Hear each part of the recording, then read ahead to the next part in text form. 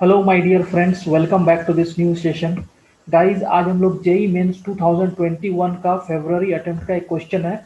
इसको हम लोग शॉर्ट ट्रिक से या शॉर्ट मेथड से 10 टू 15 सेकंड में सॉल्व कर सकते हैं बाय ऑब्जर्वेशन। तो माय डियर फ्रेंड, आप ये सेशन पे शुरू से अंत तक बने रहना। एंड क्या कॉन्सेप्ट हम लोग लगा रहे हैं, क्या ऑब्जर्व कर रहे हैं, वो चीज़ आपको समझना है। ठीक है। एंड इस तरह का कोई भी सवाल आए, जेई मेंस में हो या आप कोई भी स्टेट लेवल का एग्जाम देते हैं कम्पिटिटिव, तो उन सारे में आप इस ट्रिक को या अप्रोच को यूज कर सकते हैं। ठीक है।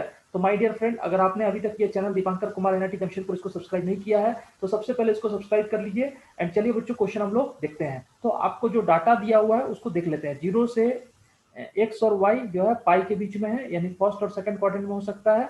और एक एक्सप्रेशन दिया हुआ है cos x plus cos y minus cos of x प्लस y equal to 3/2। Then you have to find the value of sin x plus cos y। ठीक है। तो सबसे पहले एक टर्म ऑब्जर्व करिए। ये जो इक्वेशन है माय डियर फ्रेंड, ये सिमेट्रिक है। किसके रिस्पेक्ट में? सिमेट्री है एक्स एंड वाई में। इसका मतलब है एक्स को वाई से और वाई को एक्स से अगर आपने चेंज कर दोगे तो नो चेंज, कोई चेंज नहीं होगा इक्वेशन में। आप देख भी रहे हो। ठीक है ना। ये चीज आपको माइंड में सोचना है कि x को y से रिप्लेस कर दिया तो cos y plus cos x, और x को y से रिप्लेस कर दिया तो कोई चेंजिंग नहीं होगा इक्वेशन में। इसका मतलब है x और y का वैल्यू क्या हो जाएगा? इक्वल हो जाएगा। ये अंडरस्टूड है।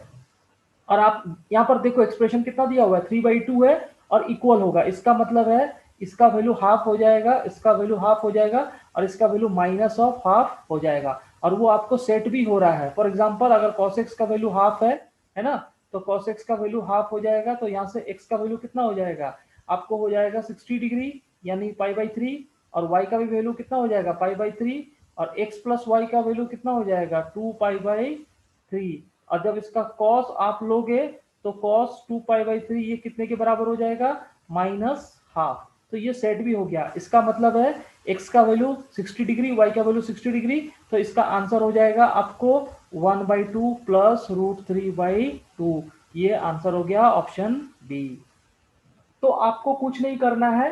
सबसे पहले ऑब्जर्व करके x और y को सिमेट्री देख लिया तो x और y का वैल्यू इक्वल हो गया। अगर x और y का वैल्यू इक्वल हुआ और आपको स्टैंडर्ड वैल्यू पे सोचना है, यानी कभी भी ट्रिगोनोमेट्री का सवाल आए जेई मेंस में तो 99% क्वेश्चन में आपको स्टैंडर्ड वैल्यू हाफ √3/2 उस पर आपको ऑब्जर्व करना है।